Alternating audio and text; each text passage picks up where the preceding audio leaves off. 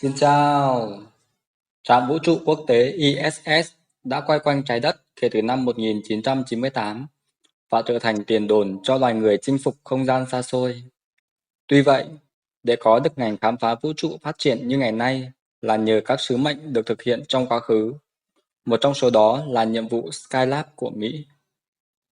Trong 6 năm triển khai Skylab, NASA đã đạt được nhiều kết quả nhất định về mặt khoa học kỹ thuật, nhưng quan trọng nhất là nó khiến cơ quan hàng không vũ trụ Mỹ phải học cách làm việc trơn tru với những phi hành gia đang một mình ở ngoài không gian. Tất cả là bởi một cuộc nội loạn, hay đúng hơn là một cuộc đình công mang tầm vũ trụ.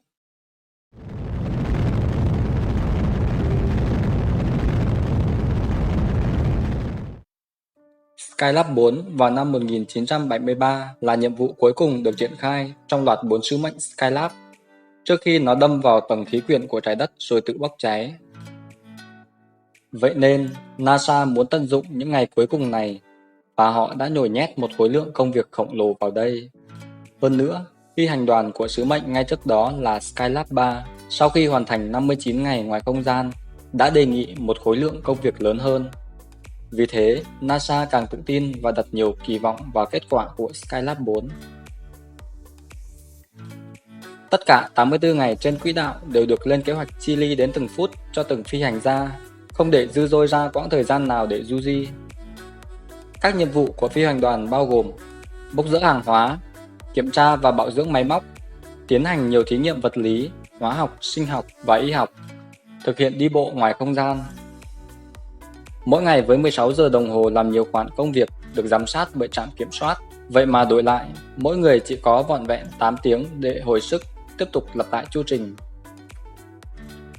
Nhưng thật không may, 3 phi hành gia của Skylab 4 gồm Gerald Carr, Edward Gibson và William Powell chưa bao giờ ra ngoài không gian trước đây. Cho nên sau khi lên vũ trụ, họ buộc phải đương đầu với lịch làm việc 16 giờ đồng hồ mặc dù cơ thể còn chưa kịp thích nghi với môi trường không trọng lực. Mấy ngày đầu bước vào không gian, các phi hành gia phải trải qua cảm giác say tàu nghiêm trọng cùng những cơn buồn nôn dữ dội khi con tàu bay vòng quanh trái đất. Nhưng tất cả nhất trí rằng trước đây họ từng trải qua những chuyện đó và có thể vượt qua được. Do vậy, họ quyết định không thông báo cho trạm kiểm soát. Nhưng ở dưới mặt đất, NASA lại bí mật nghe cuộc đối thoại này và ngay lập tức của trách vì họ đã giữ kín với trạm kiểm soát. Cũng chính vì các phi hành gia chưa kịp thích nghi với điều kiện mới, nên lịch làm việc vốn dày đặc lại bị ùn ứ ngày một nhiều. Và khi sự trì hoãn ngày một xếp chồng, mối quan hệ của họ với mặt đất càng căng thẳng.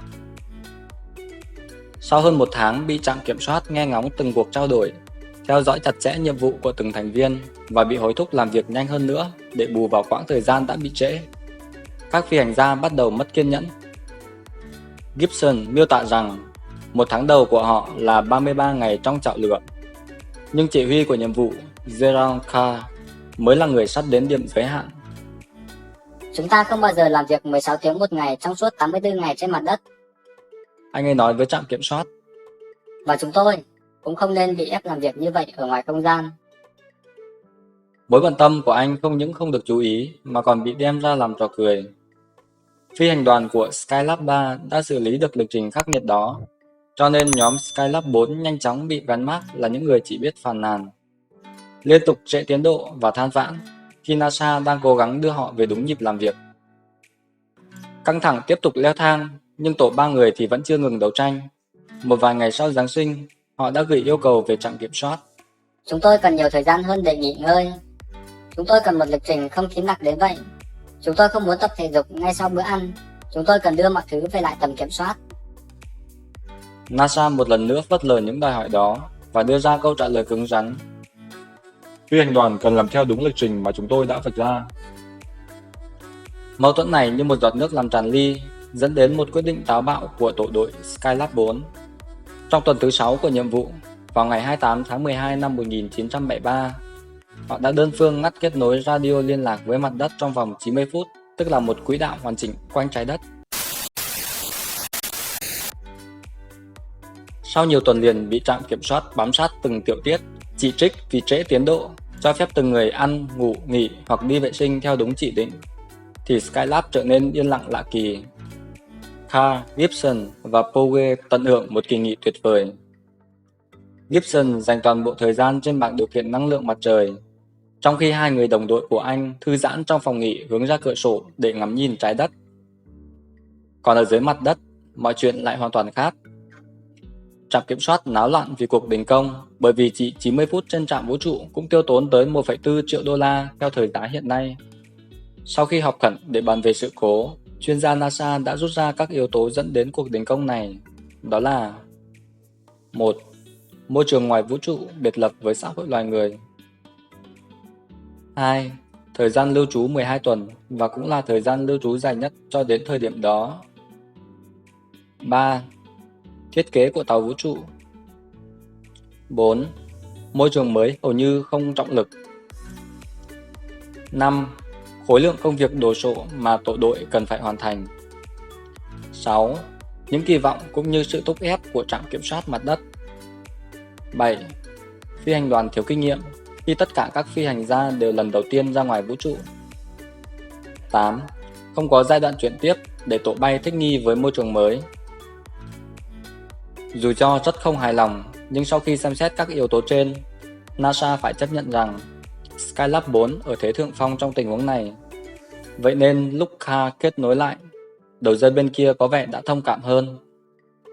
Từ hôm đó về sau, trạm kiểm soát lập ra một danh sách công việc mới mà những phi hành gia thấy phù hợp, thay vì khiến họ làm theo từng phút một như lúc đầu. NASA cũng nhất trí với phi hành đoàn rằng sẽ có đủ thời gian cho ăn uống và nghỉ ngơi, và sẽ không ép họ làm trong khi ăn. Quãng thời gian còn lại của nhiệm vụ Skylab không vướng phải tai nạn nào. Cả nhóm làm việc với năng suất cao hơn nhiều. Skylab 4 cũng là sứ mệnh cuối cùng của NASA, và người Mỹ đã không trở lại trạm vũ trụ trong 2 thập kỷ tiếp theo. Cuộc đình công nghe có vẻ như một trò đùa này đã được nghiên cứu rất nghiêm túc ở nhiều lĩnh vực khác nhau, trong đó có y học ngoài không gian, quản lý nhóm và cả tâm lý học nữa. Đồng thời, trong các nhiệm vụ kế tiếp trên vũ trụ, khả năng xảy ra đình công cũng được tính đến trong kế hoạch. Kể từ đây, trong mọi phi hành đoàn bay vào không gian, bắt buộc phải có ít nhất một người đã từng lên vũ trụ trước đó.